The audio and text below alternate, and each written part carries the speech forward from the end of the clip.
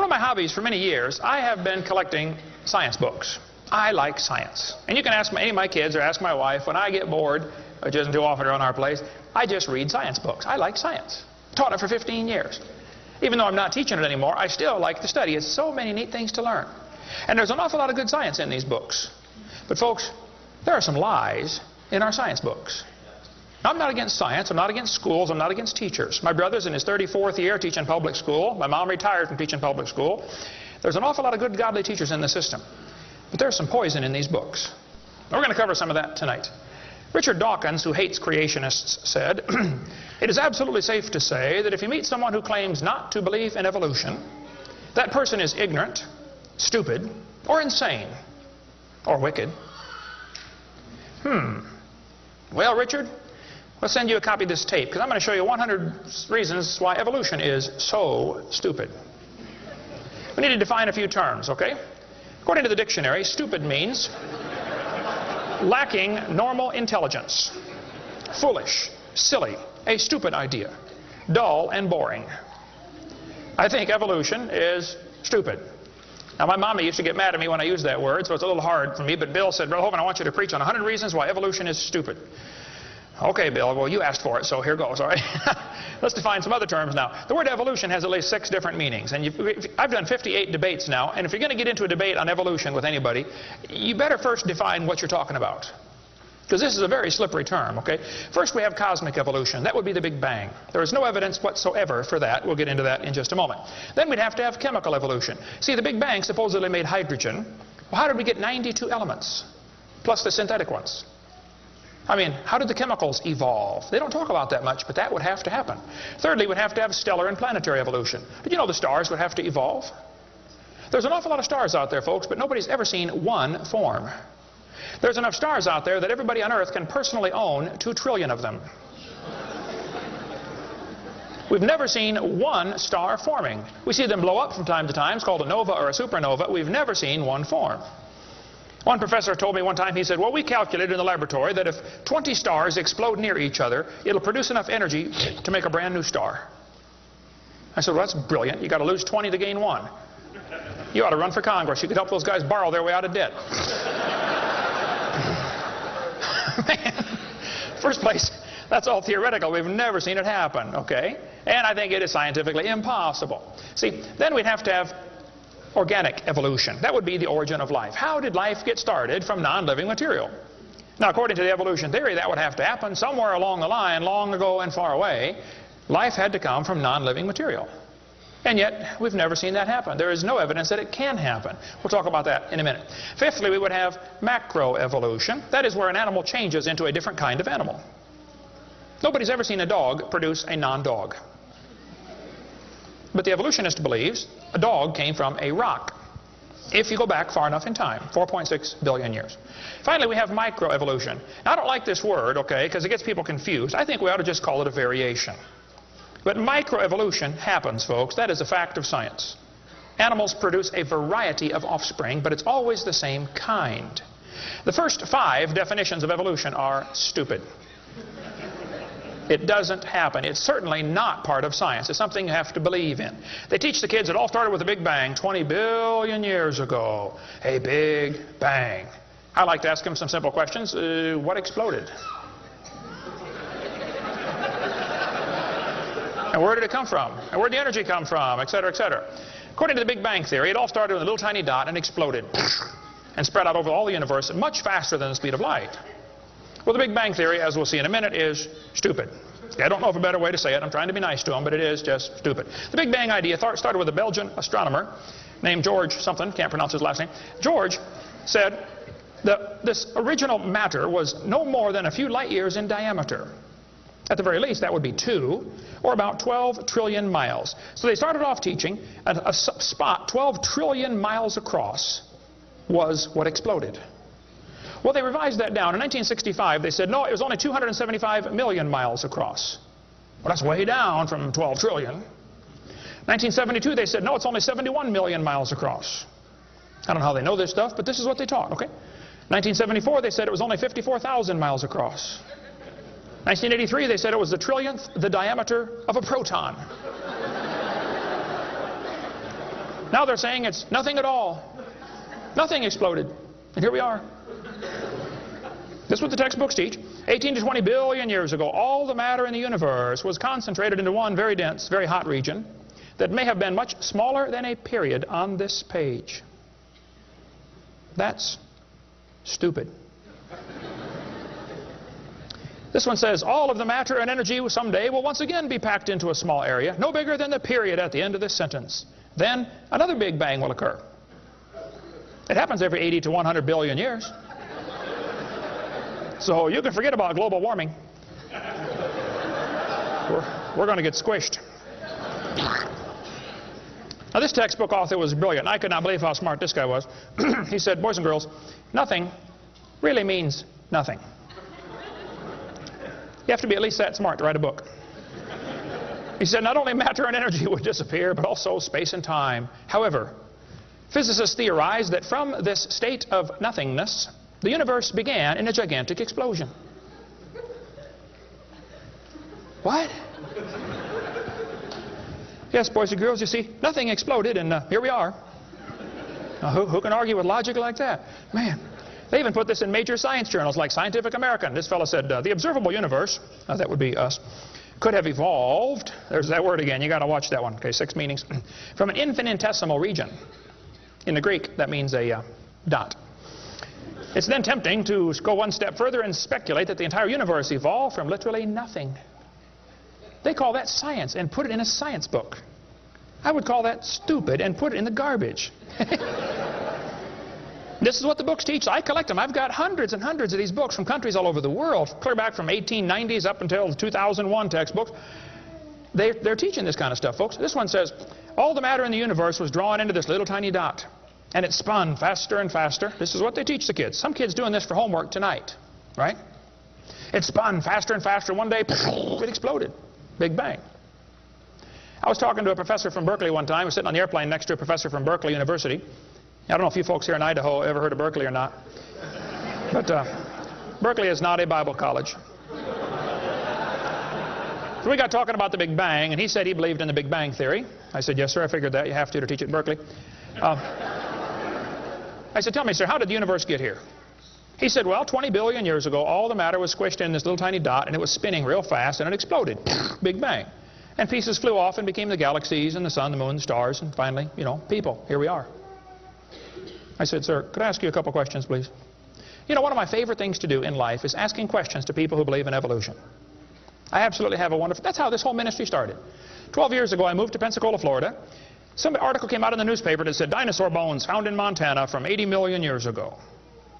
I wrote my first letter to the editor in my life, about 12 years ago.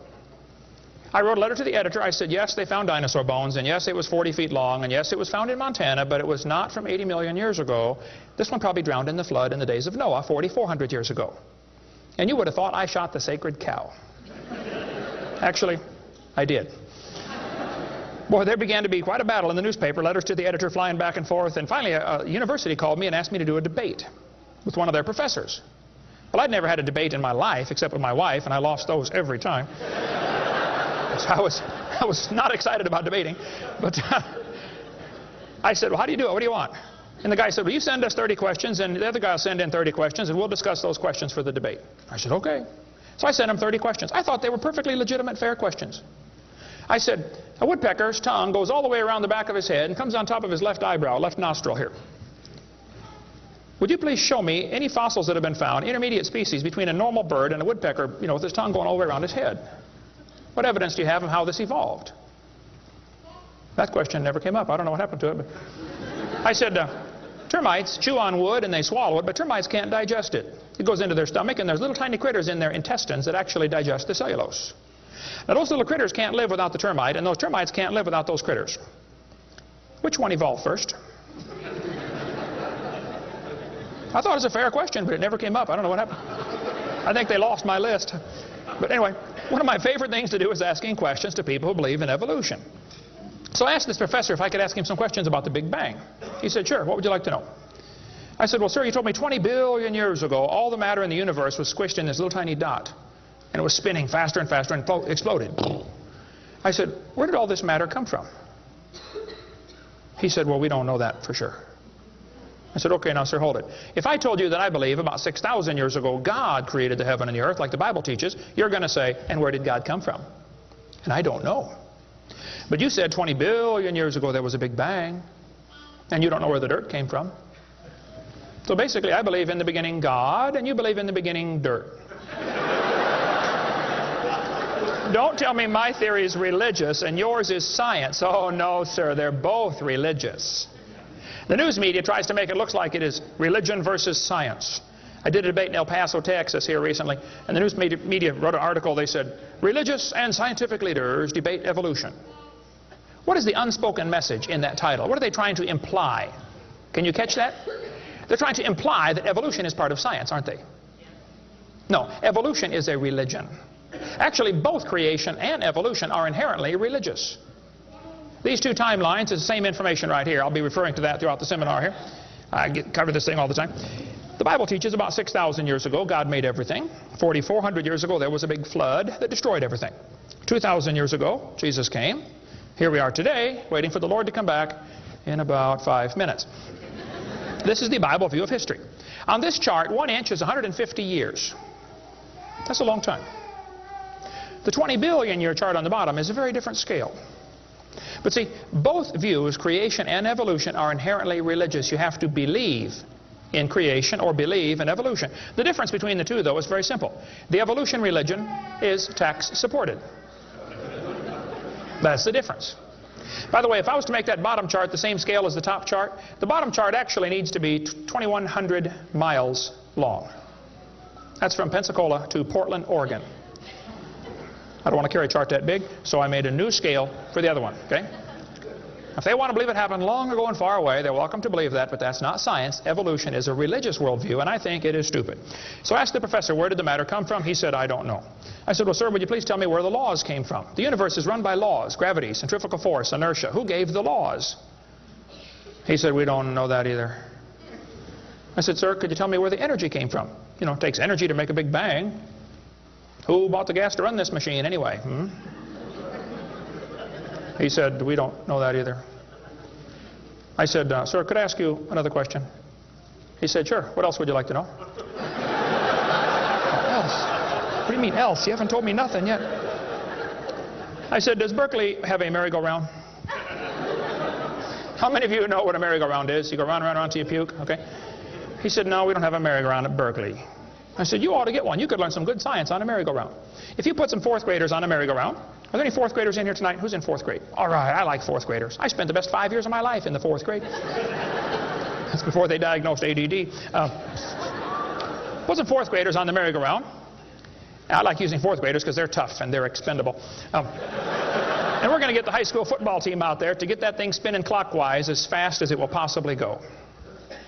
Now, if you have a digital watch, you may not know what clockwise means. I'll explain it later. We're going to spin the merry-go-round clockwise. The kids are going to go through 4 phases. They start off in phase 1. They're screaming at the football players. Come on, let's go. Faster, faster. Can't you go any faster? You get up around 30 miles an hour. The kids enter phase 2, where they stop screaming. They just quietly concentrate on trying to hang on for dear life. You get up around 60 miles an hour. The kids enter phase 3, where they start screaming again.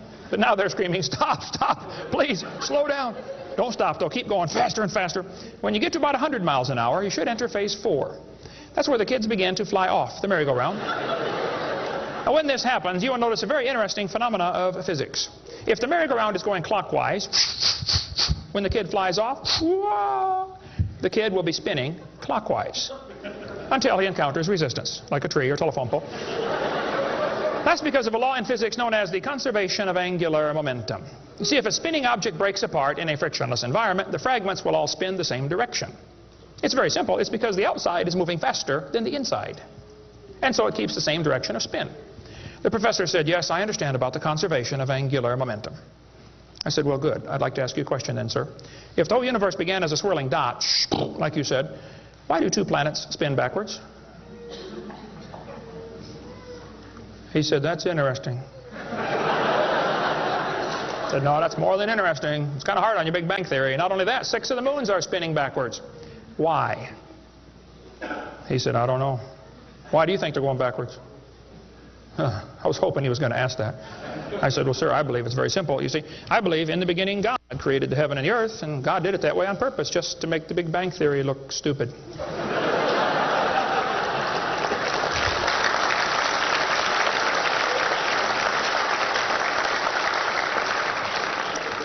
I do believe in the Big Bang, folks. I really do. The Bible teaches the Big Bang. 2 Peter 3:10. It says, the heavens shall pass away with a great noise. In the original Greek, that's a Big Bang. So there's going to be a Big Bang. It just didn't happen yet, that's all. So kids, if you go to school and some professor says, do you believe in the Big Bang? You should say, yes, I do, and you better get saved and get ready for it.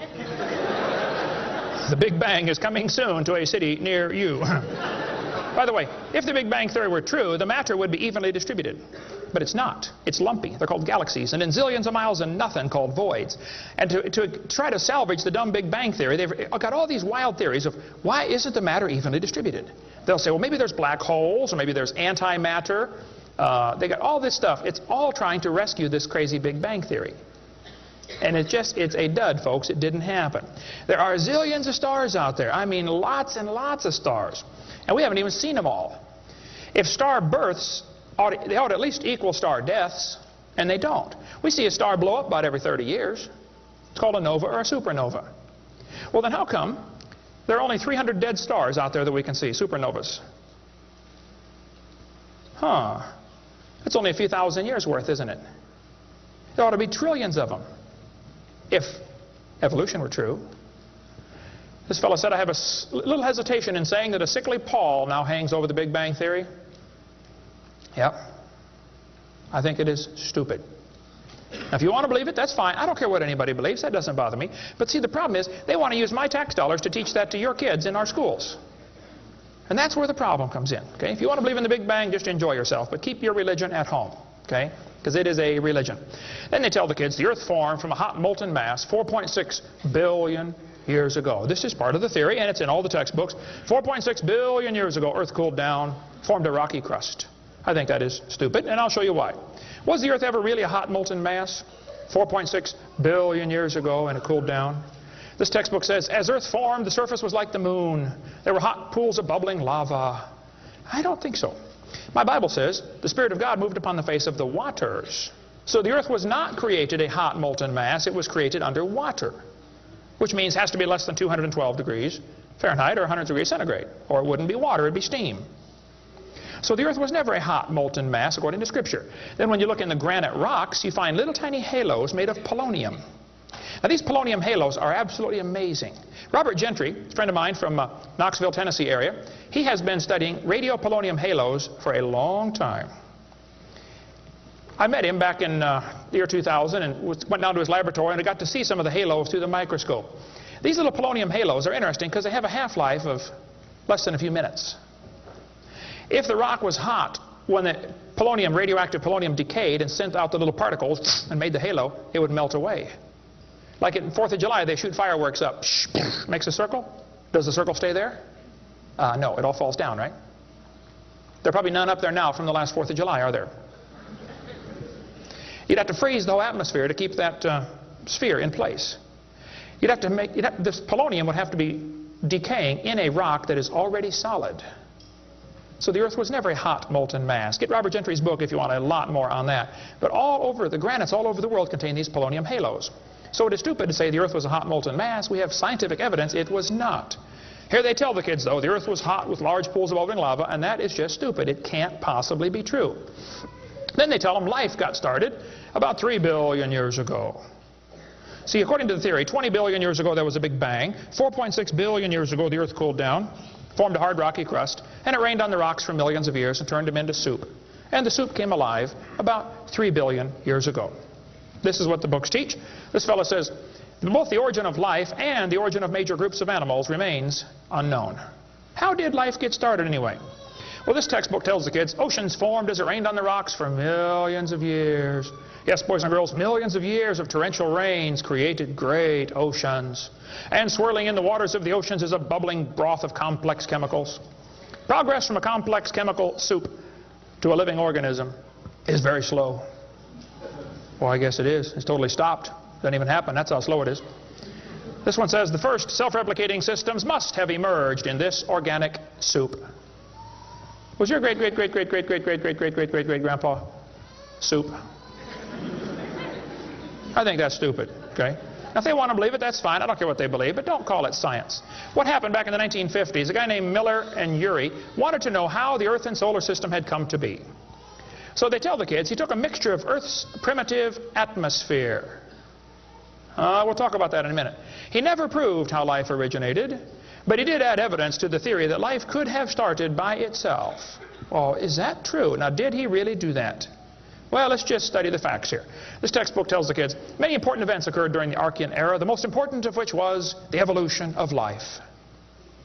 Progress from complex molecules to even simplest living organism was a very long process.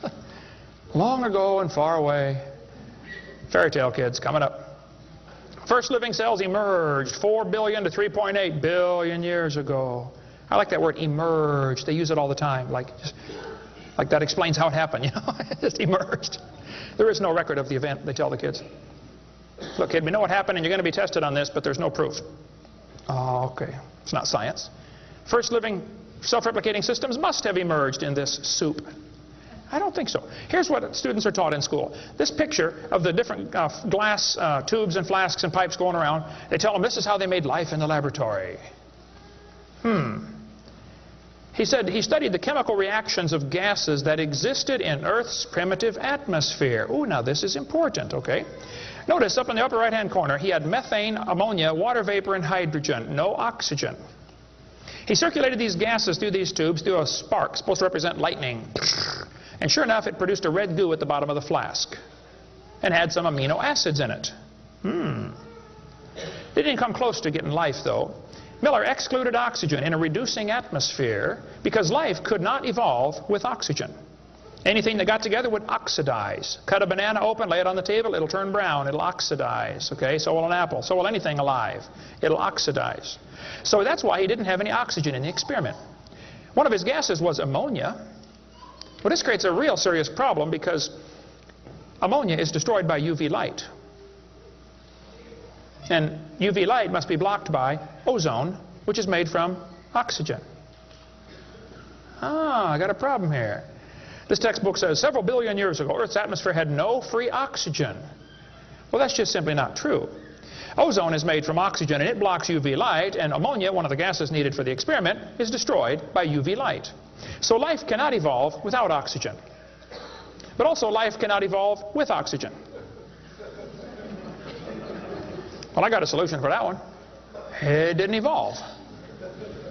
And by the way, the Earth has always had oxygen, even more than it does today, okay? Air bubbles are often found trapped in amber, like the movie Jurassic Park, you know, where they drilled in and got the mosquito blood.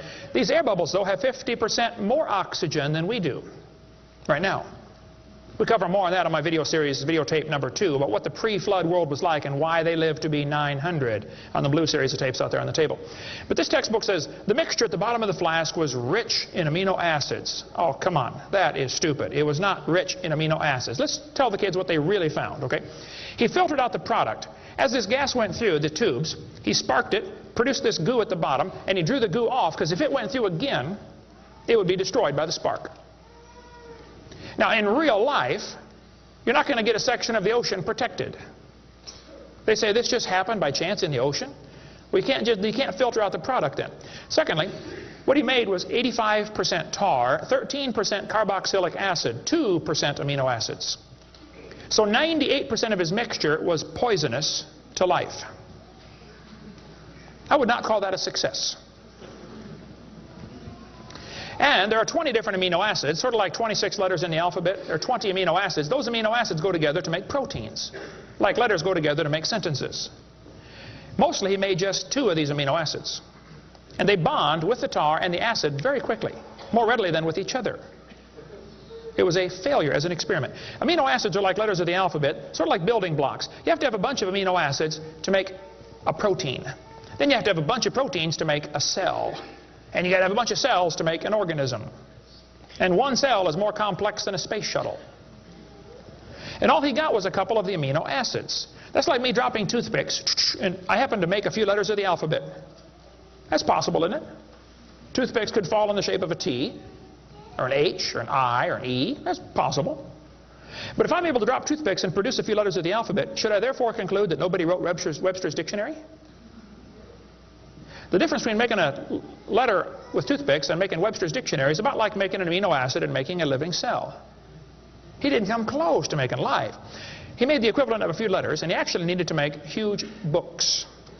And half of his letters were backwards, left-handed. This creates a real problem since the simplest proteins, the smallest proteins, have 70 to 100 amino acids, all of them left-handed. This really compounds his problem. RNA and DNA are all right-handed molecules, and they are unbelievably complex. And hundreds of these amino acids must combine to make a protein, and this has to be in a precise order. And they unbond in water much faster than they bond, and last time I checked, the oceans are completely full of water. So Brownian motion is going to drive them away from each other, not together. It just isn't going to work. He did not make life in the laboratory.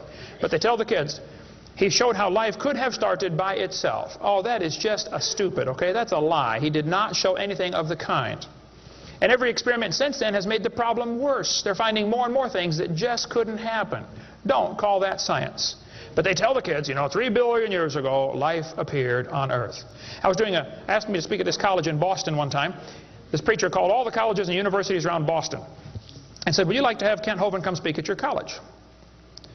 Finally, one professor said, yes, he can come speak at our school if our professors can ask him any questions they want, because we want to show our students how dumb these creationists really are. So the preacher called me and said, Brother Hovind, would you like to speak at this college and let them make fun of you for a couple hours? I said, I would be honored. So I showed up. There were 6 professors and all their students. You know, I felt like Daniel in the lion's den. I got my charts out and I said, now folks, I believe the Bible. Nobody cheered. I said, I believe about 6,000 years ago God made everything. The world's not millions of years old. 4.6 billion years ago, there was a big flood. I'm sorry, 4,400 years ago, there was a big flood. Not 4.6. And 2,000 years ago, Jesus came, and I gave them the basic Bible story, okay? Then I told them what they believe. Because most of them don't know what they believe. You have to tell them. You guys believe 20 billion years ago there was a big bang where nothing exploded and produced everything. 4.6 billion years ago the earth cooled down, made a hard rocky crust. It rained on the rocks for millions of years, turned them into soup, and the soup came alive 3 billion years ago. And this early life form found somebody to marry. Boy, now that's a good trick. And something to eat, of course, and slowly evolved into everything we see today. One professor was getting kind of upset about this time. I seem to do that to them. He said, Mr. Hovind, there are hundreds of varieties of dogs in the world. I said, yes, sir, you're right about that. He said, you mean to tell me that you believe all these dogs came from 2 dogs off a Noah's Ark? You expect me to believe that? Ha, ha, ha. I said, sir, would you look at what you're teaching your students? You're teaching your students that all the dogs in the world came from a rock.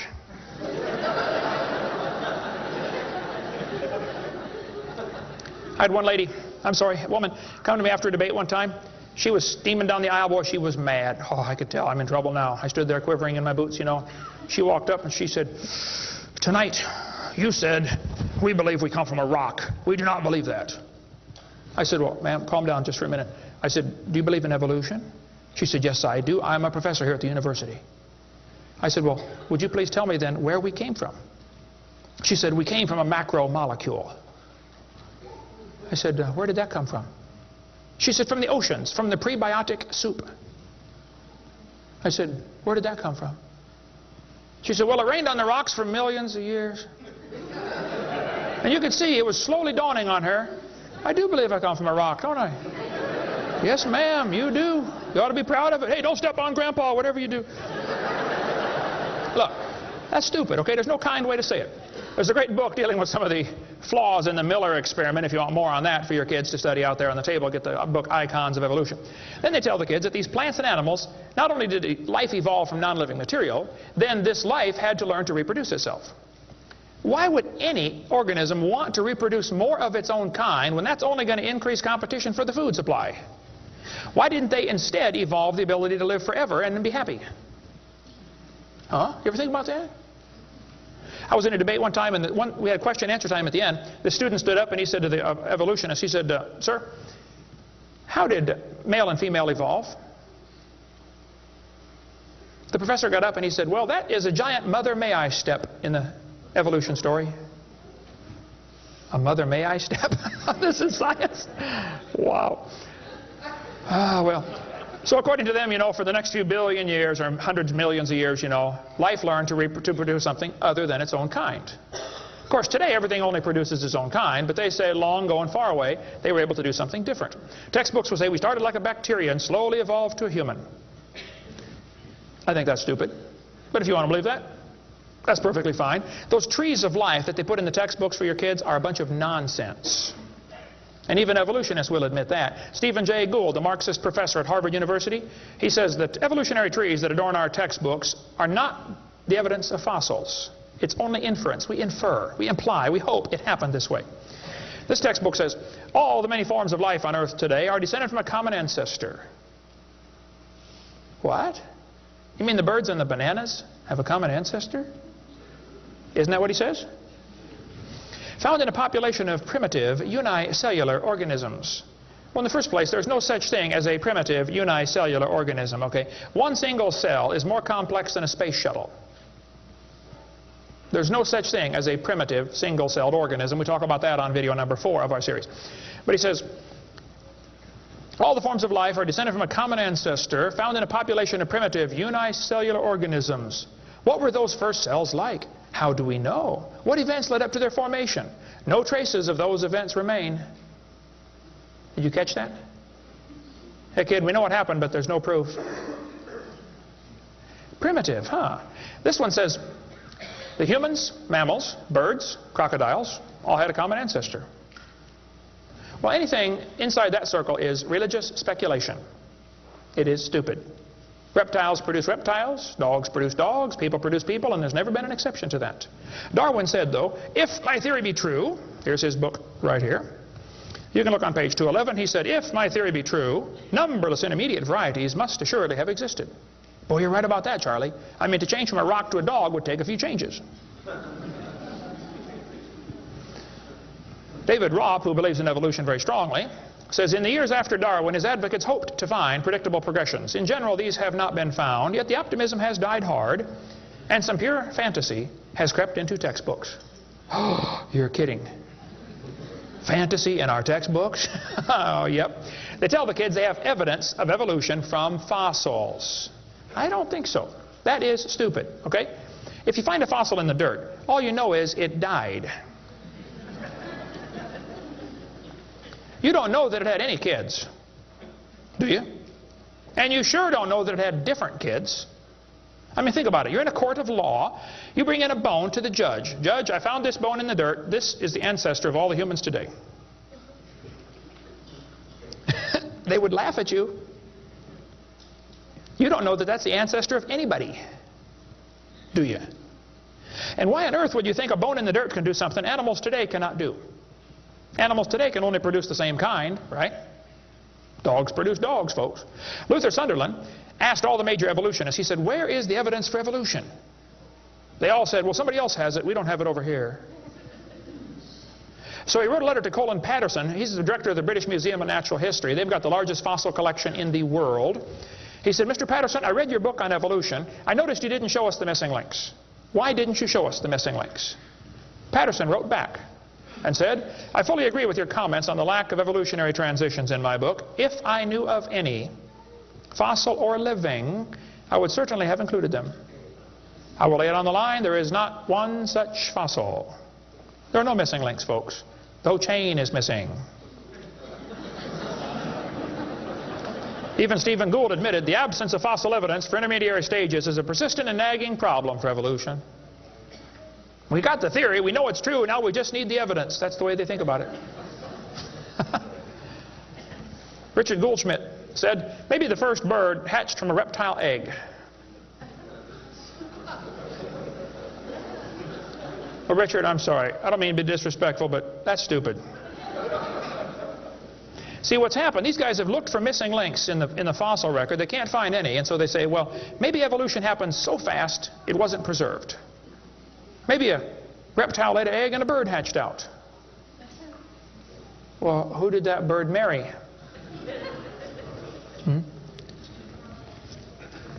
There's only about a zillion differences between a reptile and a bird. We'll get into that later sometime if we get time. But if they want to believe that, that's perfectly fine.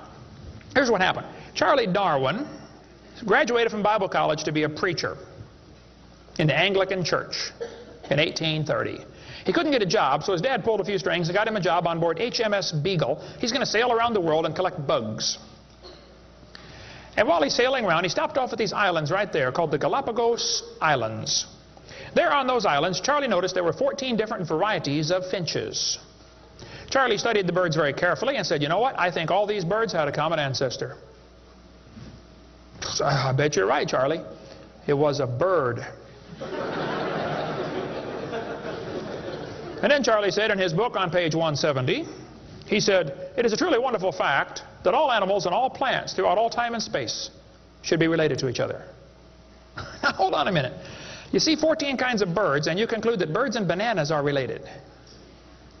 That's stupid. You should conclude that those 14 kinds of birds had a common ancestor, but that's as far as it ever goes, folks, okay? I don't know of a kind way to say it, Charlie, but that's stupid. Okay, we don't ever see a bird produce a non-bird. See, dogs produce dogs, and you might get quite a variety of dogs. Roses produce roses. That is called microevolution. Now, that is a fact, folks. It happens. It is observable. It is scientific. I don't think we ought to use that word, microevolution. We should just call it a variation. But they use it, so, just so I qualify that, it's a lousy term. It gives what's called a free rider effect to the rest of the 5 religious ideas of evolution. You might get a big dog or a little dog, but you're always going to get a dog when you crossbreed your dogs. And I would go so far as to say probably the dog, the wolf, and the coyote had a common ancestor. This Irish textbook shows different dogs, and it calls it divergent evolution. Oh, come on. Giving it a fancy name doesn't change a thing. It is still a dog. And a 3-year-old can tell you. Anybody in here 5 years old? Who's 5 years old? 5 years old. What's your name? Misty. Here we have a dog, a wolf, a coyote, and a banana. Which one is not like the others? Dog, wolf, coyote, and banana. Banana. All right, let's give Misty a hand. Very good. The other ones. Some of these college professors can't tell. Look, there's a variety of dogs, folks, and they probably had a common ancestor. It was a dog. Okay? It's just a dog. See, variations happen within the dog kind. You get a big dog or a little dog, but there are limits to these variations. Haven't the farmers been trying to breed for bigger pigs for a long time? They try to get the biggest pig they can, don't they? Do you think they'll ever get a pig as big as Texas? I bet there's a limit in there somewhere, isn't there? Roaches become resistant to pesticides after a while. Do you think they'll ever become resistant to a sledgehammer? I bet there's a limit. Yeah, okay. They still produce the same kind of plant or animal. That's not evolution. That's just a variation of the same kind, okay? And the information for that variety was already present in the gene pool. No new information is ever added. The dogs or the pigs don't learn to fly or become pink. Okay, there's no new information added, just scrambled information. And the gene pool of the new variety is now more limited than before. Somebody spent years crossbreeding dogs to develop a Chihuahua. All that work to make a dog that is 100% useless.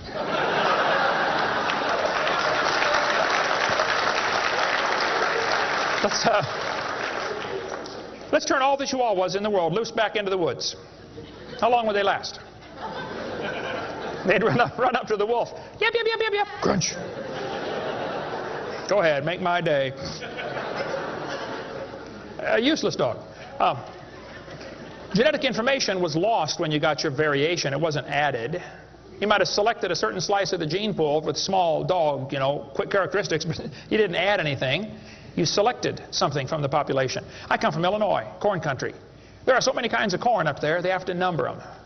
You'll be driving down the highway. You'll see BX65, don't mix it up with XL29, something will blow up. But I'll tell you what, folks, you can crossbreed your corn from now till the cows come home, and you always get corn.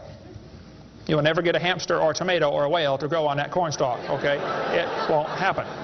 There's a variety of cows, and they probably had a common ancestor. It was a cow. Variety of horses, no question. Probably the zebra and the horse had a common ancestor. But the kids are going to be taught in school tomorrow in your town that the horse used to have 4 toes. Well, there's some things they don't tell the kids about this Eohippus to Equus series, which has been proven wrong 50 years ago, but still is in your textbooks right here in this town. They don't tell them the original so-called horse is the size of a fox. It was a meat eater and had 18 pairs of ribs. The next one had 15 pairs of ribs.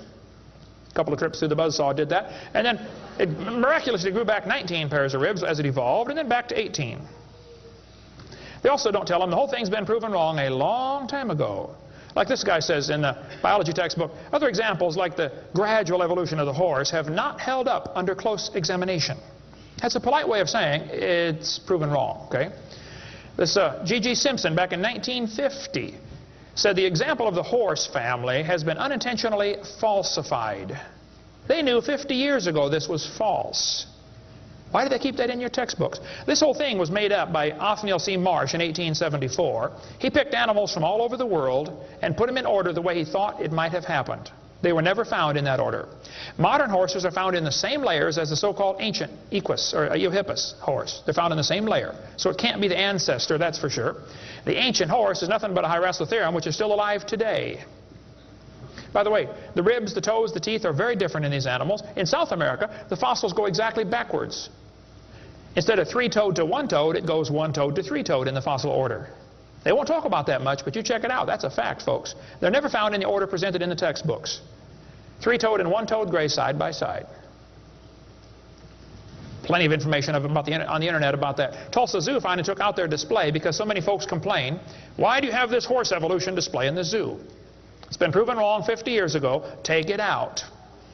And you folks ought to get together with your school board and say, look, on page whatever it is, 952 of our textbook, it says the horse evolved from a four-toed ancestor. Let's cut this page out. If you had a page in your textbook teaching the kids the earth was flat, would it be okay to demand that that page be removed? You don't have to buy a whole new book. Just cut the page out. It won't cost the school anything. How many of you would volunteer to help cut the pages out and bring your own scissors? See? It won't cost them a dime. And you send me your book and I'll show you which pages need to be taken out. I've read hundreds of them. I can find them like that. Free of charge. I'll donate my time. Peabody Museum still has the horse evolution on display. As I stood, I've been there many times. It makes my blood boil every time I walk in that place. I'm standing there looking at this lie proven wrong 50 years ago while hundreds of kids come through in school groups. The kids are never told, well, this has been proven wrong, boys and girls. They asked the folks at the Tulsa Zoo before they took the display down, they said, why don't you take this display down? The zoo director said, we don't have the funding to remove it. I've got all the letters back and forth on that. Man. Folks, there's quite a variety of horses today, okay? There's big horses and little horses. I was in Baton Rouge, Louisiana a few months ago. Got to see where they raised the 30-inch tall horses. I mean, my dog's bigger than that. What do you do with a 30-inch horse? Look at it, I guess is about it. And they sell them for $10,000. Sucker born every minute, I guess. But one lady wrote me a letter and said, Mr. Oven, we crossbreed zebras, ponies, horses, and mules. Not mules, the jackass. And we raise zonkies, zorses, zeonies. They cross every which way. Well, that's probably because they're the original same kind. No problem there. You want to see all the fatal flaws in the horse evolution story, get the book out there, Icons of Evolution. So then they're going to tell the kids, well, we have evidence for this theory. We think that one animal changed another, and we can show evidence because many animals have similar forelimb structure. This is called the argument from homology. Well, what do they tell the kids? They'll say, boys and girls, you have two bones in your wrist, radius and ulna.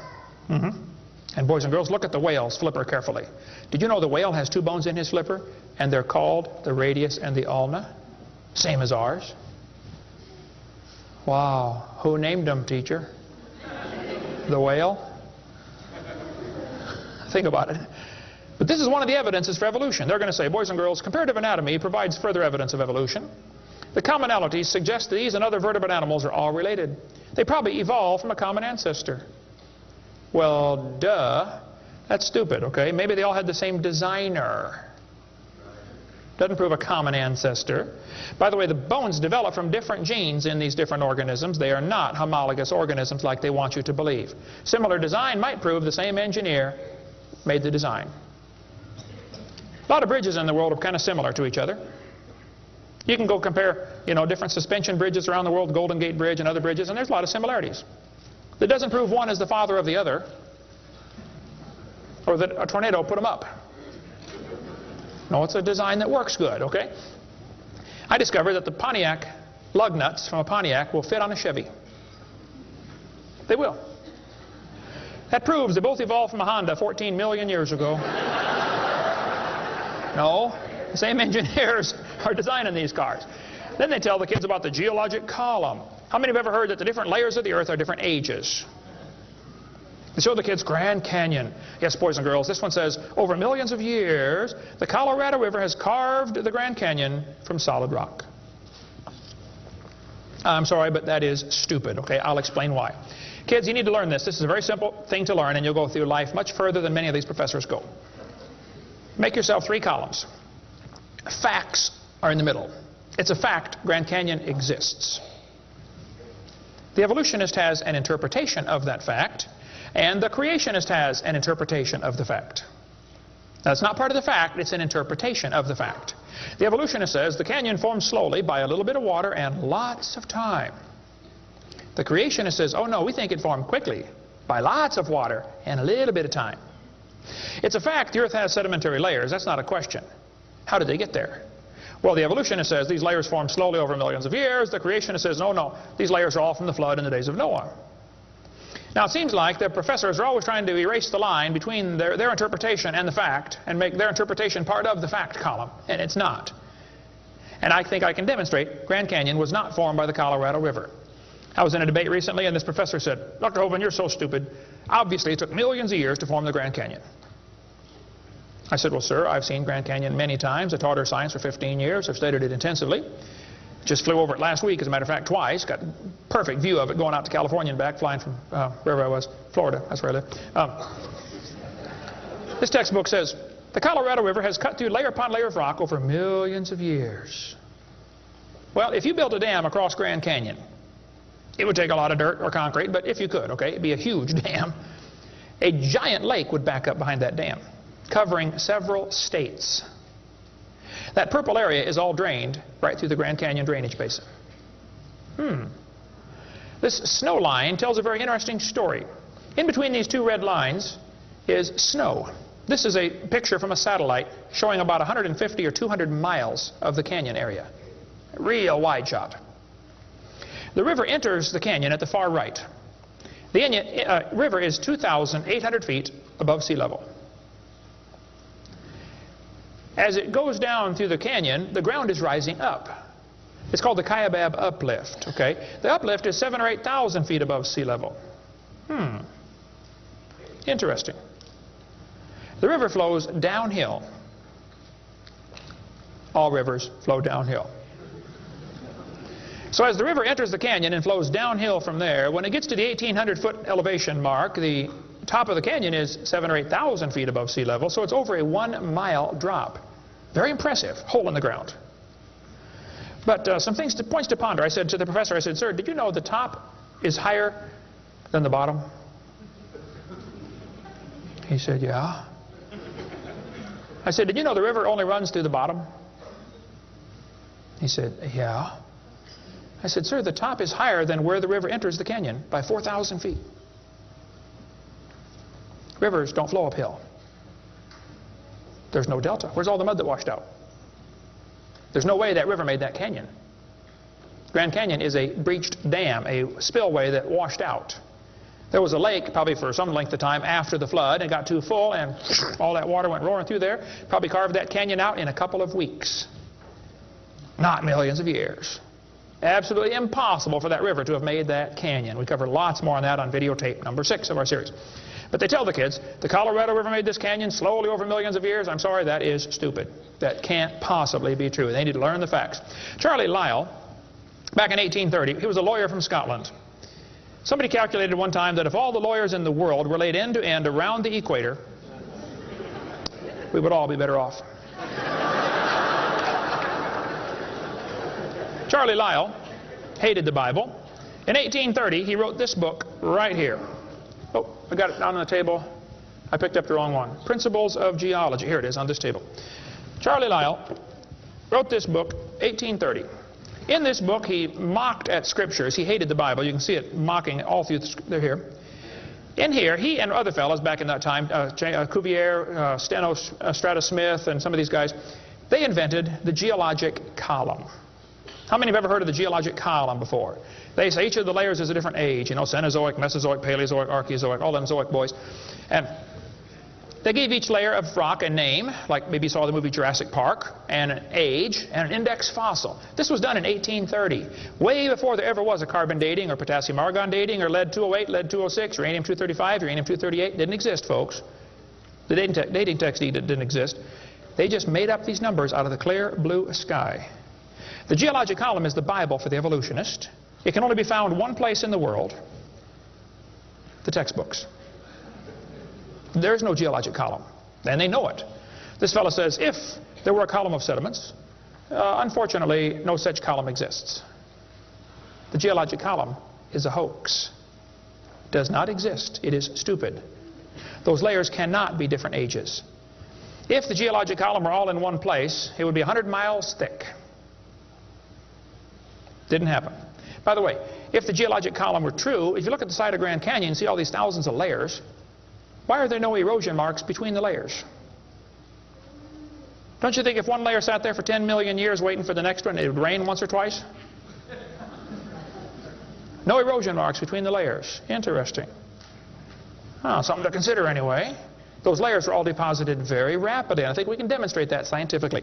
If you take a jar of dirt, put some water in it and shake it up and set it down, it'll settle into layers for you automatically. It just takes a few minutes. It's called hydrologic sorting. The gravels go to the bottom, and then the sands and the silts and the clays. It'll sort just like that, folks. Go home and do it with a jar. You'll see what I'm talking about. Years ago, I was preaching in Union Center, South Dakota. Union Center is right there. It's not even on the map. There are 40 people in the whole town. 38 of them came to church.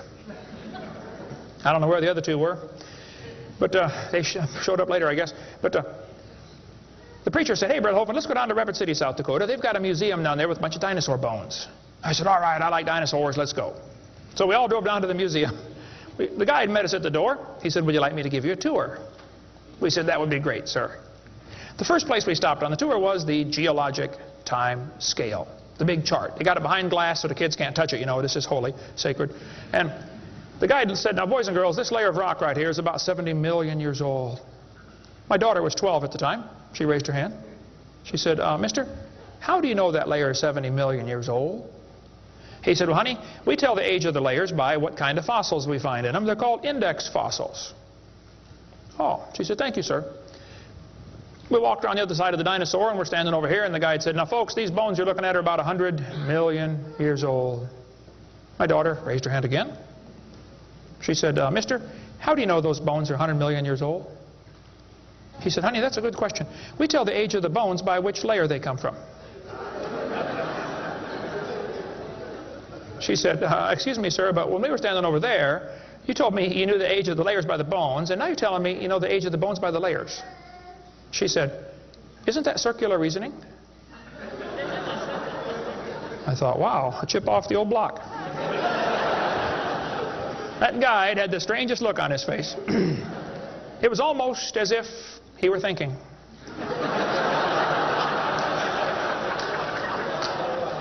He looked at my daughter. He looked at me. I wasn't about to help him. I thought, wow, this is going to be good. I got to hear this. He looked back at my daughter. He said, you know, you're right. That is circular reasoning. I never thought of that before. Folks, geologic column is a joke. It doesn't exist. It's all based on circular reasoning. We can demonstrate that clearly. Get our video number 4 if you want more information on how it's all based on circular reasoning. I'll just give you a couple of quotes here. This guy says, the rocks do date the fossils, but the fossils date the rocks more accurately.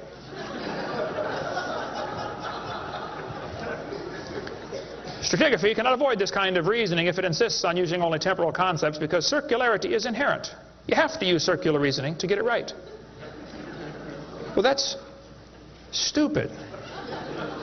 And you don't need to be too bright to figure out that's stupid, okay? This geologic column contains limestone scattered all throughout the geologic column. I like to ask him the question, I say, fellows, you have limestone scattered all through this column. How do you know the age? It's all limestone. I mean, if I handed you a piece of limestone, how would you know if it's 100 million year old Jurassic limestone or 600 million year old Cambrian limestone? I mean, how would you tell the difference? There's only one way they can tell, by the index fossils. That's how it's done, folks. That is stupid.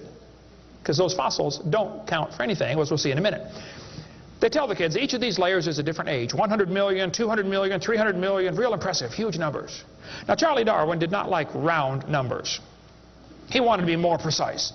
He said the Wealdian deposits are 306,662,400 years old.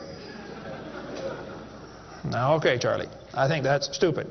Those layers are not different ages, folks. All over the world we find petrified trees standing up, running through multiple rock layers. Now, if you get a petrified tree standing up, running through different rock layers, I don't think it's smart to say those layers are vastly different ages. Petrified trees in the vertical position, they find them all over the world. Okay, here's one from Alabama. Come out of a seam of coal through 20 feet of rock into another seam of coal.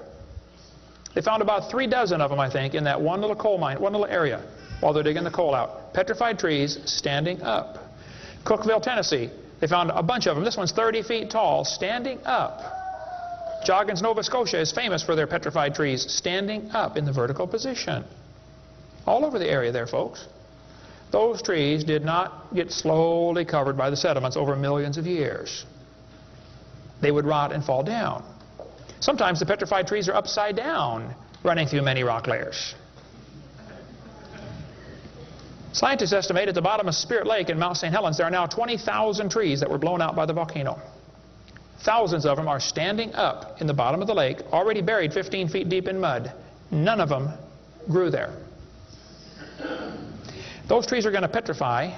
Only takes a few years to petrify a piece of wood. In the laboratory, it can be done in 24 hours.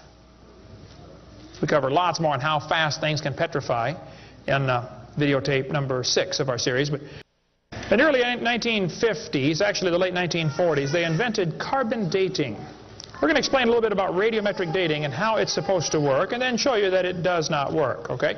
The Earth's atmosphere is about 100 miles thick, and we're also protected by a magnetic field.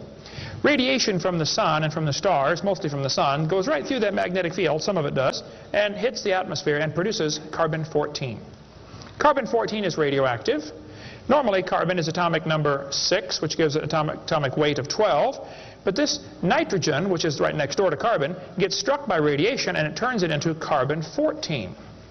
Now, carbon-14 is unstable, it is radioactive, it's always breaking apart, and you can hear it like with a Geiger counter, you know, click, click, click, click, just like uranium, because it's decaying. They've discovered it decays at a fairly consistent rate. About half of it will decay every 5,730 years. Which means if I gave you a pile of carbon-14, 5,730 years later, half of it would turn back to nitrogen. The rest would still be carbon-14. Theoretically, it's a random event, but it could, that's probably how long it would take. During photosynthesis, plants are breathing in carbon dioxide, and this radioactive carbon is mixed in with the regular carbon. The plant doesn't seem to know or care if it's getting radioactive carbon or regular carbon, it just takes it right in. Animals eat the plants and make it part of their body. Probably during your lifetime, you have either eaten plants or you've eaten animals that have eaten plants. How many have done that before? Okay. So, you probably have radioactive carbon-14 in you. Now, theoretically, what you have in you should match whatever's in the atmosphere, about the same percentage. Because the plants are always breathing this stuff in, and the animals are always eating the plants, and we're always eating the plants and the animals, so it should pretty much stay in balance. It is assumed the ratio of radioactive carbon-14 to normal C12 in the atmosphere would be the same found in living plants and animals. That is an assumption, but it's a reasonable assumption. The atmosphere today is 0.0000765%. Not much. That's how much carbon-14 it has in it. When the plant or animal dies, it stops eating or breathing. How many knew that already? Okay. So whatever it had in it begins to decay. Since half of it will leave in 5,730 years, all you got to do is check to see how much C14 is in it, how much C14 is in the atmosphere, and if it's only got half as much, it's been dead for 5,730 years. Sounds great, but doesn't work. In theory, it never goes to 0, but it goes from a half to a fourth to an eighth to a 16th to a 32nd to not much. Okay? After 4 or 5 half-lives, you can't measure it. So if anybody ever tells you, we know the Earth is millions of years old because of carbon dating, you can rest assured they don't have a clue what they're talking about. Because if it worked, it would only work for 30 or 40 or 50,000 years maximum. They compare the amount of C14 in the object being dated with the amount currently in the atmosphere and estimate how long the object has been dead. It sounds good, but there are some assumptions that mess everything up. Okay? Assumption number one, has the amount of C14 in the atmosphere always been the same? Has it reached equilibrium? This is an interesting problem. If I told you to fill a barrel with water, but I drilled holes on the other side of the barrel, while you're filling it, it's leaking out. At some point, it's going to be leaking at the same speed you're filling, and that point is called equilibrium. You will never fill the barrel past that point, unless you plug the holes or fill faster. See, it's filling and leaking at the same time, sort of like your checkbook. You know, you put it in and it leaks out, okay? Hopefully you want to at least be at equilibrium, okay? If less than that, you're going to be in trouble eventually. See, if your outgo exceeds your income, your upkeep will be your downfall every time. Well, they say if you took a brand new planet Earth and stuck it out in the solar system, the sun would start producing carbon-14. It would start decaying also right away, and it would take about 30,000 years to reach this equilibrium point. Well, Willard Libby and others who invented carbon-14, University of Chicago in 1947 to 53, he got a Nobel Prize for it in there somewhere. He said, well, it would take 30,000 years to reach equilibrium. He said, well, we know the Earth is millions of years old. Mistake number one. So we can ignore the equilibrium problem. Mistake number two. The Earth's atmosphere has still not reached equilibrium. There's more C14 now than there was 10 years ago, which proves the Earth is less than 30,000 years old, which I could have told them just from reading my Bible. See, if an animal is still alive, be it plant or animal, okay, it should have about 16 clicks per minute on your Geiger counter per gram if it's 0 years old. Actually, 0 years dead. If it's getting only 8 clicks per minute, then it's 5,730 years old. If it's giving you 4 clicks per minute, it's gone through 2 half-lives. It's going to 11,000 years old. If it's 2 clicks per minute, it's 17,000 years old. This is how they date it. So if you're getting 2.5 clicks per minute, you just find the point on your graph and draw the line over and determine the age. Sounds real simple, but it doesn't work. If we had walked into a room and found a candle burning on the table, and I asked you the question, when was it lit? You say, I don't know, Mr. Hovind, it was burning when I got here. Okay, well then let's do some empirical science. Empirical science is things we can test and measure and observe and test. Not theoretical, I mean empirical. We can measure it and weigh it. Let's measure the height of the candle. Suppose the candle is 7 inches tall. Who can tell me when it was lit? Okay, nobody. Let's do some more empirical science. Let's measure the rate of burn. Suppose we determine it's burning an inch an hour. When was it lit?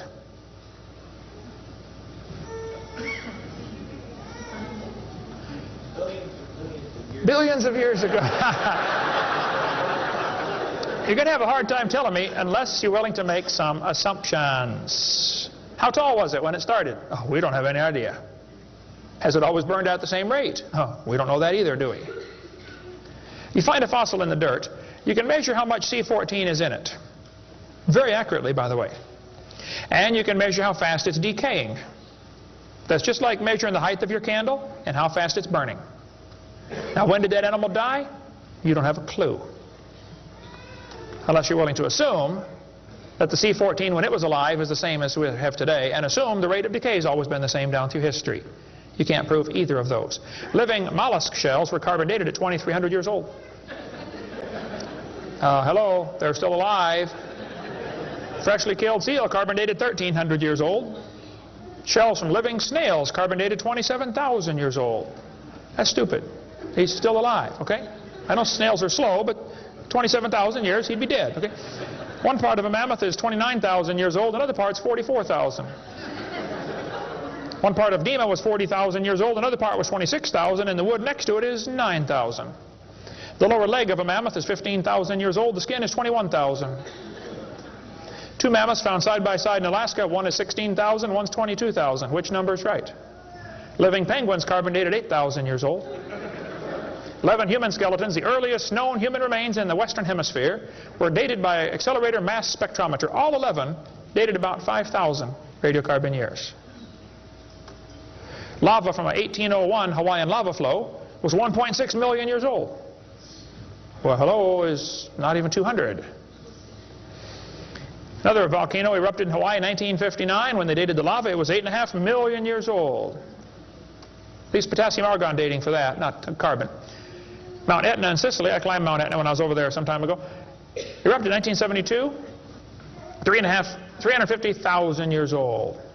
Mount St. Helens built a new lava dome in 1982. They dated it. Got numbers from 350,000 to 2.8 million. It's not even 20 years old.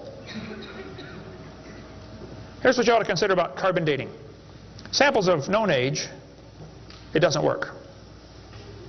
If it's a sample of unknown age, it is assumed to work. That's stupid. In the last 2 years, an absolute date has been obtained for the Gandong beds above the Trinal beds. It has the very interesting value of 300,000 years, plus or minus 300,000 years. Well, they nailed that one right on the head, didn't they? See, back in 1770, George Buffon said the Earth is 70,000 years old. 1905, the official age of the Earth was 2 billion. When they went to the moon, they said the Earth and the moon are 3.5 billion years old. 3.5 billion, dated with potassium argon dating. Now they're telling the students it's 4.6 billion years old.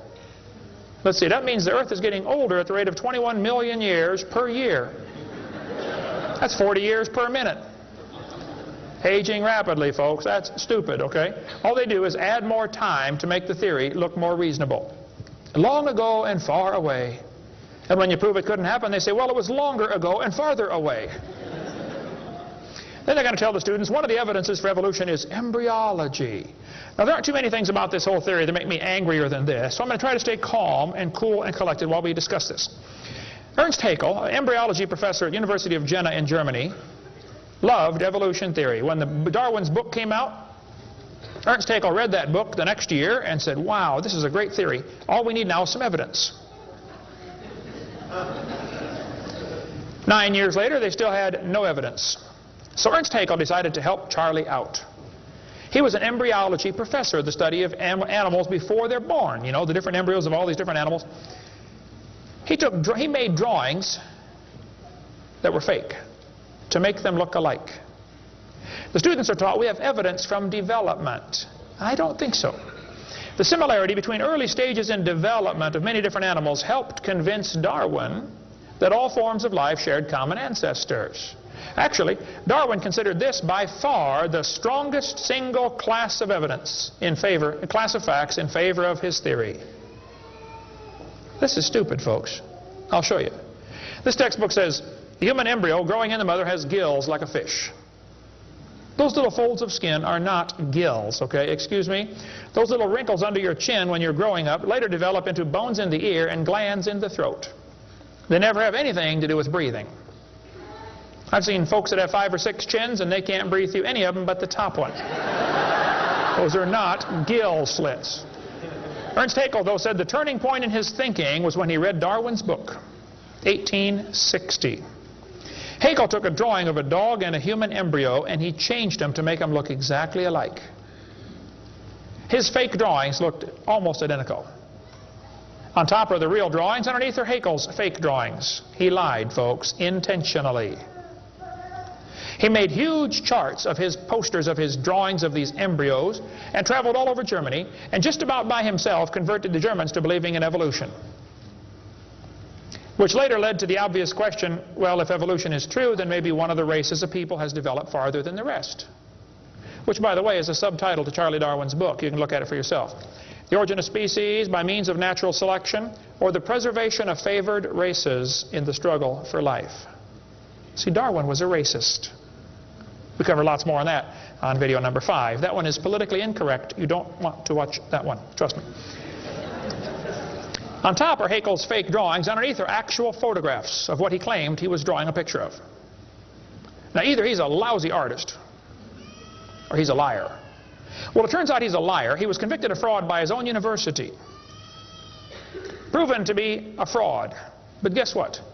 Haeckel's fake drawings are still used in textbooks in your state right now. Here's a textbook used at the University of West Florida, in the middle of the Bible Belt. It's only been proven wrong 125 years ago.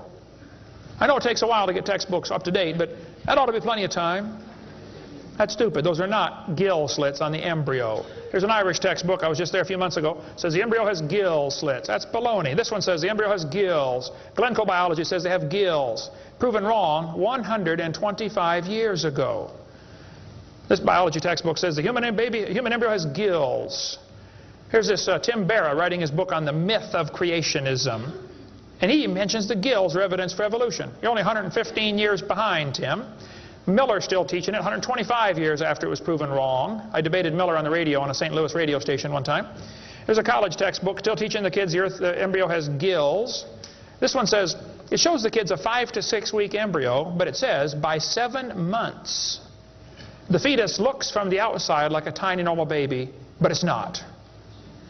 It's not a baby at 7 months. Excuse me? A whole bunch of kids born at 5.5 months survive. 34%. That's stupid to say it's not a baby at 7 months development. Maybe you heard about the woman that had surgery on her baby before it was born. They cut the mother open, cut the uterus open. The 5-month-old baby, 5 months in development, reached out and grabbed the doctor's finger. It's not a baby, huh? If it's not a human being, what kind of being is it? If it's not alive, why is it growing? Why do they keep that in the textbooks? Well, that's the only way to justify abortion. They want you to think it's not a human yet. Just a fish with gills. No, it's a human the instant it's conceived. And abortion is murder. Plain and simple. We covered lots more on that on my videotape number 4. You don't want to watch that one either. Then they're going to tell the kids, we've got evidence for evolution because dinosaurs turned to birds. This is stupid. This guy says dinosaurs are alive as birds. Well, kids, in case you don't know, there are a few differences between a dinosaur and a bird. You don't just put a few feathers on them and say, come on, man, give it a try. It won't hurt too bad. That's stupid, okay? Dinosaurs did not turn to birds, okay? Somewhere along the line, while his front legs are developing into wings, they're going to be half leg, half wing, which means he can't run and he can't fly yet. He's going to have a hard time, isn't he? No, dinosaurs did not turn into birds. That is stupid, okay? They say, we've got proof that they did. Archaeopteryx, which means ancient wing. That's supposed to be evidence for evolution. It's in just about every textbook I've seen dealing with this topic. Archaeopteryx is supposed to be evidence. Here's a 1999 textbook. Now, Archaeopteryx was proven to be a fraud in 1986. So this author is 13 years behind the time. Archaeopteryx means ancient wing. They're going to say, see, boys and girls, he's got claws on his wings. Yeah, so? 12 birds today have claws on their wings. The ostrich does, the Watson does, Turako does, ibis does. So what? It's kind of unusual, but 12 birds have it. They're going to say, well, he's got teeth in his beak. That proves he's got a reptilian feature. Well, now, wait a minute. Some reptiles have teeth, some don't. Some mammals have teeth, some don't. Some fish have teeth, some don't. Some of you have teeth, some don't. Okay? That doesn't prove a thing, all right? Alan Fiducia is considered one of the world's experts on birds. He believes in evolution. University of Chapel Hill, North Carolina, Chapel Hill. He said, paleontologists have tried to turn Archaeopteryx into an earthbound feathered dinosaur, but it's not. It's a bird, a perching bird, and no amount of paleo-babble is going to change that.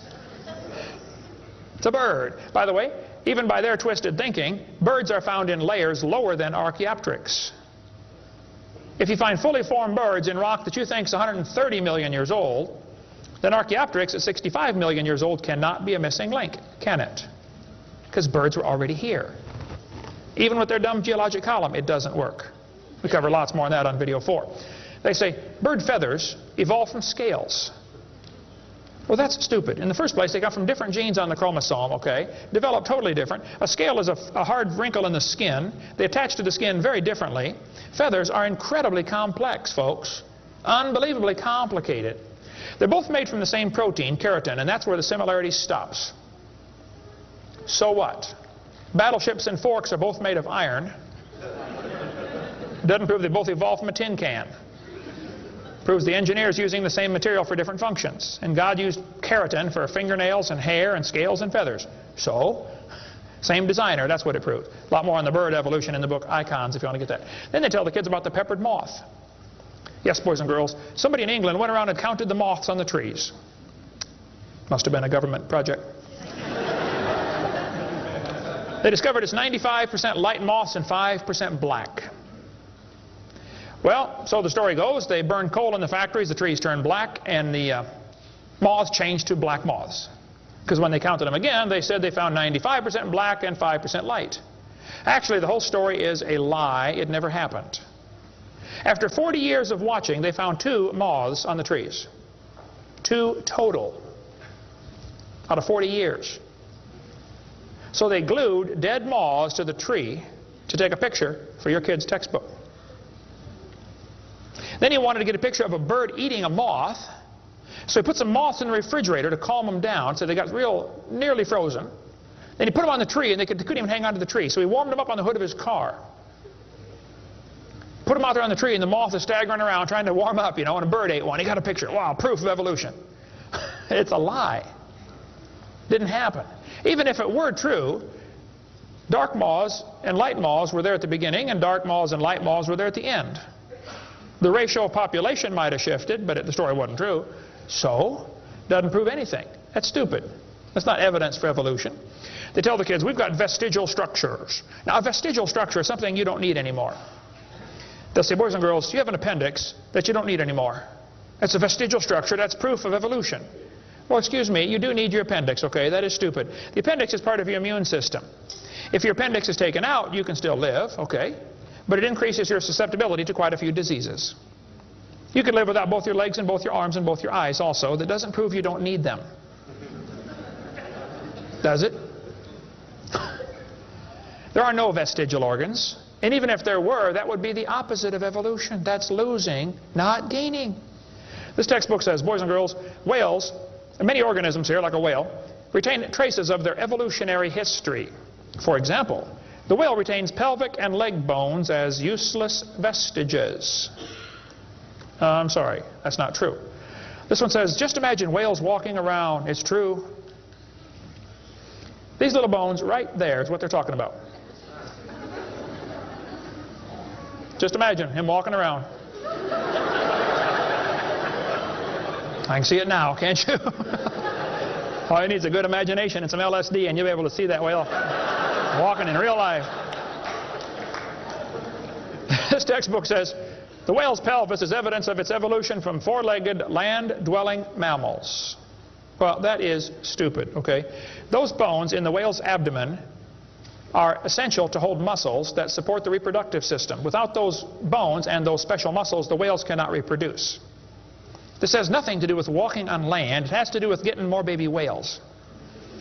So the author that wrote this is either ignorant of his whale anatomy and should not be writing a book about it, or he's a liar trying to push a theory off on our kids.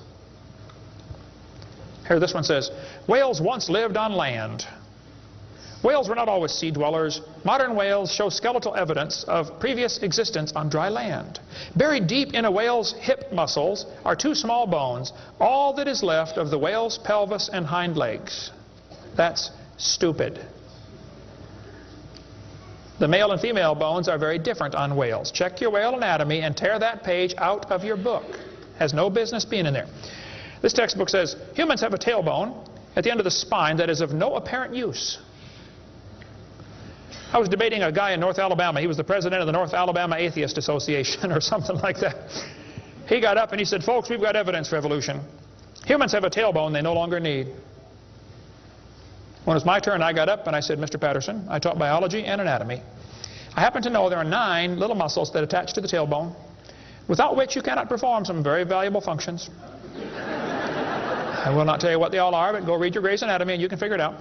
I said, however, Mr. Patterson, if you think the tailbone is vestigial, I, Kent Hovind, will pay right now to have yours removed. Bend over.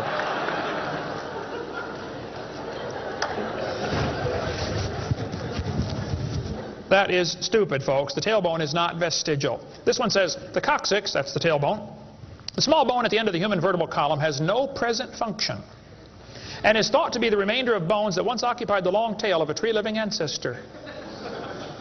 I was taught when I went to school, man used to have a tail, but he lost it because he didn't need it. I thought, didn't need it? Have you ever thought how handy a tail would be? Have you ever come to the door with 2 sacks of groceries? Wouldn't that be nice, man, be able to grab that door and walk right around and get in? Lost it because we didn't need it. Man, you could drive the car and tune the radio knob and hold a Coke at the same time. We're going to tell the kids that lobe-finned fish show evolution. Yes, boys and girls, during the Devonian period, 410 million years ago, there were fish with lobe fins. What that means is a short arm and then the fin grows. Well, that's stupid, okay? The lobe-finned fish are still alive. They're called the coelacanth. And when they found the first coelacanth in 1938, first people didn't believe it. They said it can't be true because they died millions of years ago. When they finally proved, yes, they're still here, all they said was, wow, they survived for millions of years. Never dawned on them to maybe question the whole theory. Never dawned on them. When Dr. Roy Mackal went to Africa and did expeditions on dinosaurs still alive in the African swamp, University of Chicago microbiology professor Dr. Roy Mackal wrote this book. He went over there twice, interviewed folks who've seen living dinosaurs, people who've never seen a white man. When he showed them the Apatosaurus, they said, yeah, that's Mokele Mbembe. He lives out in the river. He's not friendly. Don't get close. Dr. Mackal said, fellas, that's a dinosaur. They've been dead for 70 million years. The natives said, well, we're sorry. We didn't know about that. All we know is we see them out there once in a while. So Mackal gets back, writes this book, and says, folks, there are still some dinosaurs alive in Africa. Then he says, it's amazing they survived for 70 million years. Never will cross his brain that maybe your basic theory is wrong. That thought will never enter his mind, I don't think. It ought to. Lobe-finned fish are still alive, folks. They tell them trilobites are good index fossils for rock that is 600 million years old. Well, that's stupid, okay? There's a human shoe print where a guy stepped on and squashed a trilobite. How could a human step on a trilobite? If they 500 million years ago. One guy said, maybe aliens visited the planet and stepped on a trilobite. Trilobite had the most sophisticated eye ever found in nature. It's one of the first animals to evolve, and it's already got the most complex eyeball. I don't think so. The whole thing about index fossils is stupid, okay? There aren't any index fossils. The graptolites are the index fossil for 410 million year old rock, and yet they're still alive right now in the South Pacific. They tell the kids the dinosaurs are index fossils for 70 million year old rock. Folks, dinosaur blood was found inside the bone. Don't you think it's going to decay in less than 70 million years? There's enormous evidence that man and dinosaurs have always lived together. We cover that for 2.5 hours on video number 3 of our blue series of tapes. Gene Thomas, missionary friend of mine, was in the Congo swamp for 42 years as a missionary. He said, I had 2 pygmies in my church that killed and ate one. Yes, dinosaurs are still alive. California, 1925, this thing washed up on the beach called California's Nessie. Laid there on the beach and rotted away. Here's a guy behind it with a rifle. In the front you can see the critter's head, neck going off to the right. The neck was 20 feet long. One atheist wrote me a letter and said, Hovind, you're so stupid. Don't you know that was a whale? Show me any neck on a whale, would you please? No, I think dinosaurs have always lived with man. They were called dragons for most of history. People killed most of them. There could be a few still around. It wouldn't affect me at all, okay? I don't think there's a lot of them, but there could be a few still out there. They changed the name in 1841 to dinosaur. That's all that happened. And man exterminated most of them. They're mentioned in the Bible. We cover all that video number 3. They're going to tell the kids, we've got evidence for evolution. It works by natural selection. Well, yeah, natural selection works, but see, evolution is based on 2 faulty assumptions. Number 1, they say mutations make something new. That's never been observed. And natural selection makes it survive. That's never been observed. That sounds good theoretically, but it's never been observed. Mutations happen, there's no question, okay? Thousands and thousands of mutations happen. But even guys like Pierre Gross will say, no matter how numerous they may be, mutations do not produce any kind of evolution. They're only scrambling existing information. They're not adding anything new. Here's a 5-legged bull. That's a mutant. There's no new information added. Doesn't the bull already have the gene code to make a leg? You just built one in the wrong place, that's all. This is not new information. This is scrambled information. That's not new. There's a short-legged sheep. He's the first one the wolf is going to catch. Go, boys, go. Here comes the wolf. Herman didn't make it. Here's a two-headed turtle. That's a mutant. Not ninja, but he's mutant. He's going to freeze first winter. Nobody makes a double-neck turtleneck sweater. I've never seen one. I've been looking. See, a mutation is scrambling information that already exists. It's like you can take the letters from the word Christmas and get all sorts of different words, scrambling them up. But you never get Xerox, zebra, or queen. The letters aren't available. And a mutation does not give you new information. It scrambles existing information. This textbook shows the kids a four-wing fly. Look what it says now, kids. You've got to be careful or you'll be tricked on this one. Normal fruit flies have 2 wings. This mutant has 4. This rare mutation, like most mutations, is harmful. Look what it says. Beneficial mutations are the raw material for natural selection. Oh, why didn't they show us one? Why did they show us an example of a bad mutation and tell us that good ones is how it works? Show me a good one. You know why nobody's ever shown a good mutation? Because nobody's ever seen a good mutation. One professor I was debating said, I know a good mutation. He said, people in Africa that get sickle cell anemia cannot get malaria. Wow, that's like saying if you cut off your legs, you can't get athlete's foot.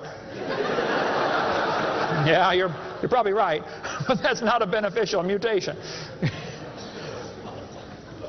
They tell them evolution and natural selection go together. He says, this textbook says natural selection causes evolution. That's stupid, okay? Natural selection doesn't cause any evolution.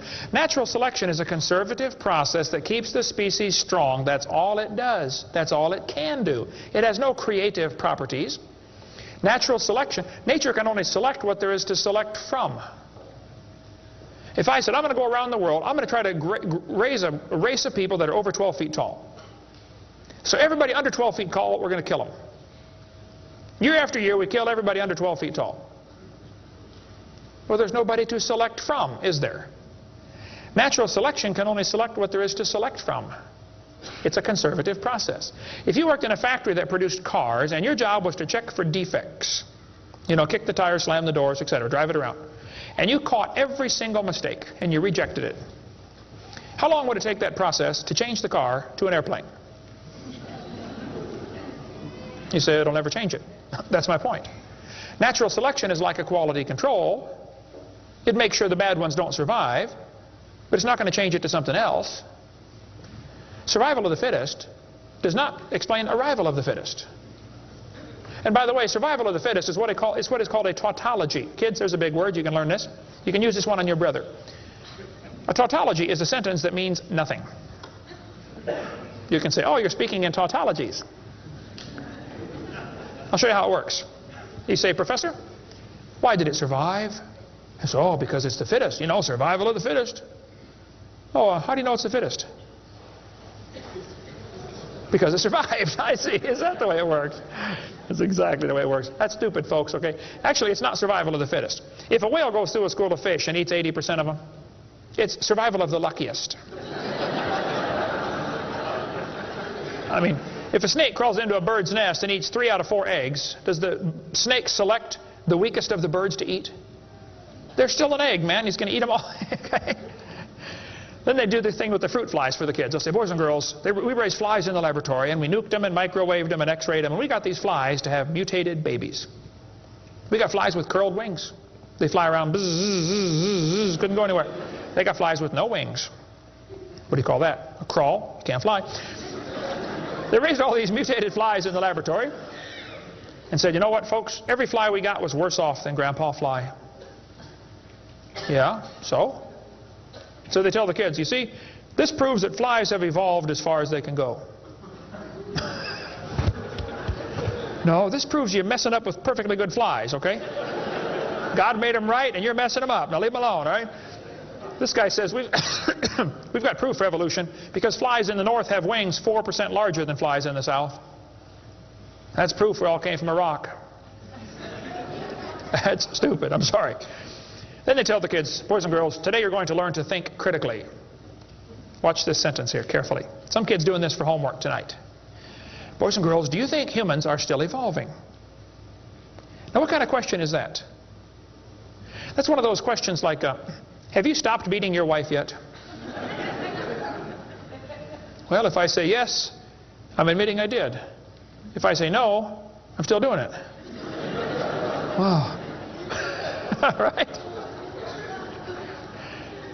Go back and look at the original question.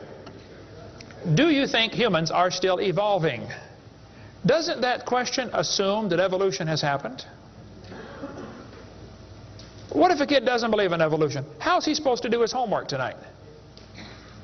That question does not teach him how to think critically. That teaches him what to think, not how to think.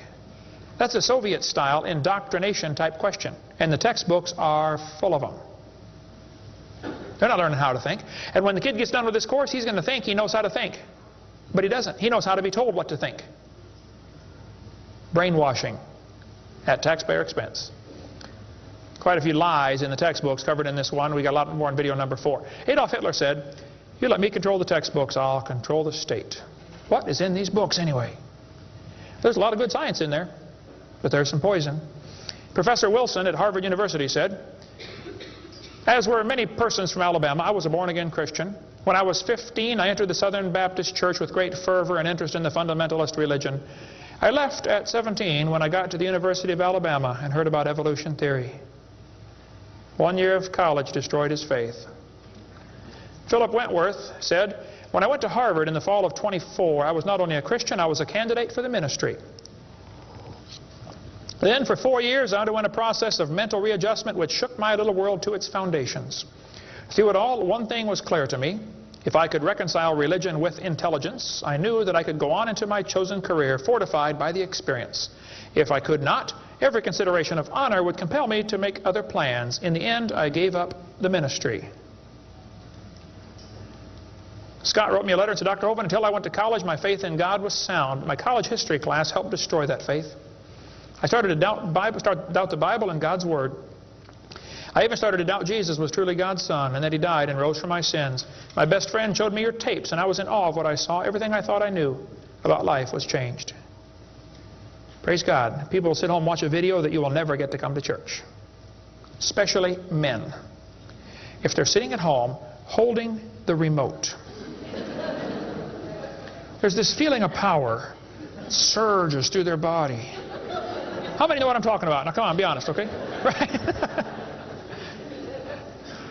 That's why we purposely leave my videotapes uncopyrighted. Copy them and give them to your friends, man. Get them saved. All right? 75% of the kids from Christian homes who go to public schools are going to lose their faith after 1 year of college. 75%. Professor Bonar said, "Evolution is a fairy tale for grown-ups. The theory has helped nothing in the progress of science. It is useless." Malcolm Muggeridge said, "I am convinced the theory of evolution, especially the extent to which it's been applied, will be one of the great jokes in the history books of the future." It's a joke. And it would be a joke if it weren't for the tragic results. How many kids are taught this thing every day and believe it, and it destroys their faith? Adolf Hitler was a strong believer in evolution. He thought the Jews were an inferior species and needed to be eliminated for the good of humanity. Joseph Stalin was an evolutionist. Trotsky was an evolutionist. Pol Pot from Cambodia was a strong believer in evolution. We covered lots more on that in video number 5. Scientists who go about teaching that evolution is a fact of life are great con men. The story they are telling may be the greatest hoax ever. In explaining evolution, we do not have one iota of fact. Evolution is a shell game. You ever seen those shell games where they put the pea down there and they put the 3 shells on it and the guy tries to get you confused, you know, he messes them around? Evolution is like a shell game. If you ask the biologist, where's the best evidence for evolution? He'll say, oh, it's in geology. I debated Dr. Pigliucci. It's debate number 12, I think, of my series out there, of the red series of tapes. Those are debates. I said, Dr. Pigliucci, you have gotten $650,000 in grant money to study evolution of plants. You've been teaching a course on the evolution of plants for 30 years. What is the best evidence of evolution you're aware of? And he said, the evolution of whales. You're a botanist telling me the evolution of whales is your best evidence? It's always this way, folks. The geologist thinks the anthropologist has the evidence. The anthropologist says, oh no, we don't have it. The biologist has it. It's a shell game. The only problem is there's no P under any of them. Nobody has the evidence. It's a joke. Sir Arthur Keith was selected to write the foreword to Darwin's book when it was republished in 1959 because he was a strong believer in evolution. Arthur Keith said, evolution is unproved and unprovable. We believe it because the only alternative is special creation. And that is unthinkable. I mean, you're not even allowed to think that maybe there's a creator? The only alternative. He's right, by the way. The Russian atheist astronomer came to America and spoke at one of the universities, and he started off his speech. He said, folks, either there is a God or there isn't. I thought, boy, this guy's brilliant. He nailed that point right on the head. I got to give him credit for that one. And then he said, both possibilities are frightening. I thought, wow, that's a good statement. You see, if there is a God, we better find out who He is and find out what He wants and do what He says. If there is no God, we're in trouble. We're hurtling through space around the sun right now at 66,000 miles an hour, and nobody's in charge. That's a scary thought. It's real simple. The Bible says, in the beginning, God created the heaven and the earth. The Christian view of history is very simple. God made the world in 6 days just like He said He did. And that explains all the symbiosis relationships. How can certain animals and certain plants require each other? Which one evolved first? There are zillions of symbiosis relationships that can't be explained by evolution. The pre-flood world was very different. The people lived to be 900 years old. We cover that on video number 2, why they lived to be 900. You can check out my website and see them right there, drdino.com. During this time when people lived to be 900, reptiles grew to be huge. See, reptiles, even today, never stop growing. Reptiles grow all their life. So if a reptile lives to be 900 years old, he's going to get real big. Dinosaurs were big lizards that lived with Adam and Eve. And then Noah took dinosaurs on the ark. People say, dinosaurs on the ark, they're kind of big, aren't they? Well, the big ones were big, but the little ones were little. And Noah was 600 years old when he built that boat. I bet he was smart enough to figure out, you don't have to bring the biggest ones you can find. Bring 2 babies. Just be sure to get a pink one and a blue one. That'll be important later. After the flood was over, people killed most of the dragons, as they were called. That's why there's legends of dragons all through history. Plus the climate killed a lot of them. People don't live to be 900 anymore. We cover all that on video number 2. And there might be a few still around. Christians don't need to worry about dinosaurs. They're part of the normal creation. They're mentioned in the Bible. It's all there, folks. We just got to get a good biblical view of history. God created this world. See, it's real simple. Let's summarize here. God made the world. It didn't evolve. Evolution is stupid. There are hundreds of more reasons we can give. We're going to run out of time, though.